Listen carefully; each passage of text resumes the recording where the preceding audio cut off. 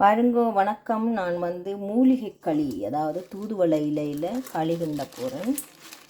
அதுக்கு தேவையான பொருட்கள் பார்த்தா தூதுவளை இலை, நல்ல சிவப்பு பச்சை அரிசி நனைய வச்சுருக்கிறேன். அதையும் இதோடு சேர்த்து இது 2 அம்பால். இப்போ பாருங்கோ நல்ல வடிவாக பட்டு போல் அடிச்சிட்டேன். இதுக்குள்ள இனிப்புக்கு பனங்கட்டி போட்டிருக்கிறேன். பனங்கட்டி போட்டு தான் இந்த களின்றது நல்ல டேஸ்ட்டாக இருக்கும். கொஞ்சமாக இனிப்பு பதார்த்தம் உண்டாலும் உப்பு கொஞ்சம் போடணும், நல்லா இருக்கும். இனி இந்த பால் 2 அம்பால், தேங்காய் பால் 2 அம்பால் பிழிஞ்சு வச்சுக்கணும். விரும்பினா முதல் பாலம் விட்டு கிண்டலாம், விரும்பாட்டல் இது இப்படியே கிண்டி எடுத்தாலும் ஓகே.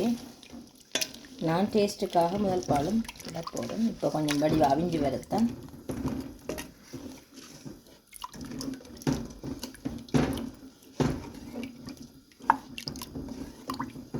மூலிகை களி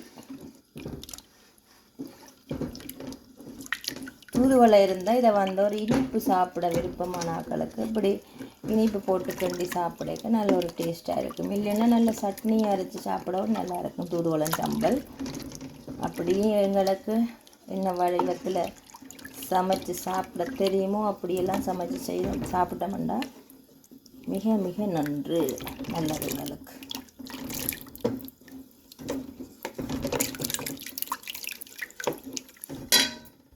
அவியணுமன்றதுக்காகத்தான் நான் இவ்வளோ தண்ணி விட்டேன். நான் தண்ணியில் பால் 2 அம்பால் 3 அம்பால்.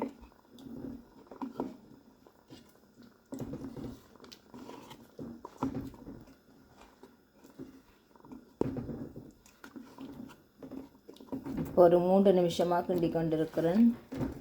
இன்னும் ஒரு 2-3 நிமிஷம் கிண்டு உருகி வரும். அப்போ முதல் பாலை விட்டுட்டு கொஞ்சம் வாசத்துக்கு ஏலக்காய் தூள் வச்சுக்கிறேன். அதையும் போட வேணும். பாருங்க நல்லா உருகி கொஞ்சம் தண்ணி விட்டு முதல் இதை மாவை அவிய விட்டுட்டு தான் முதல் பால் விட்டு கிண்ட போகிறேன். இப்போ இந்த போட்ட பனங்கட்டி எல்லாம் நல்லா கரைஞ்சி கொண்டு வருது. ஏலக்காய் தூள், இனி எடுத்து வச்சிருக்கிற முதல் பால். இது சாப்பாட்டுக்கு மேலே ஒரு டெசர்ட் மாதிரி இனிப்பு ஐட்டமாக சாப்பிடலாம். நல்ல டேஸ்ட்டாக இருக்கும். ஒரு தொதல் மாதிரியும் தரும் வடிவாக கிண்டி எடுக்க.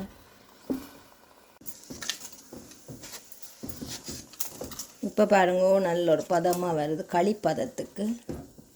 இனி இதை இப்படியே ஒரு பாத்திரத்தில் வடிவாக போட்டு வச்சுட்டு ஆற விட்டுட்டு சாப்பிட மூலிகை களி நல்ல ஒரு டேஸ்ட்டாக இருக்கும். இது கீழே இன்னும் கூட போடலாம். நான் கொஞ்சம் என்னட்ட இருந்த இலையெல்லாம் போட்டேன்னா விரும்பினா இன்னும் கூட இலை போடலாம். இது ஒரு ட்ரெயில் எடுத்து போட்டுட்டு காட்டுறேன்.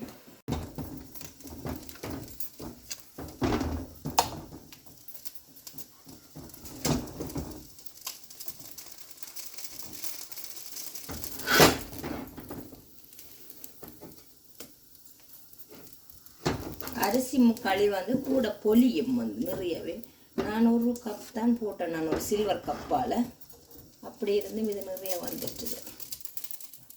நீங்களும் இதே போல் தூதுவளை இலையோ வல்லாரை இலையோ என்ன இலையில் இருந்தாலும் களி கிண்டலாம். இனிப்பாக இருக்கிற விரும்பினாக்கள் இனிப்புக்காக இப்படி கிண்டி சாப்பிடலாம்.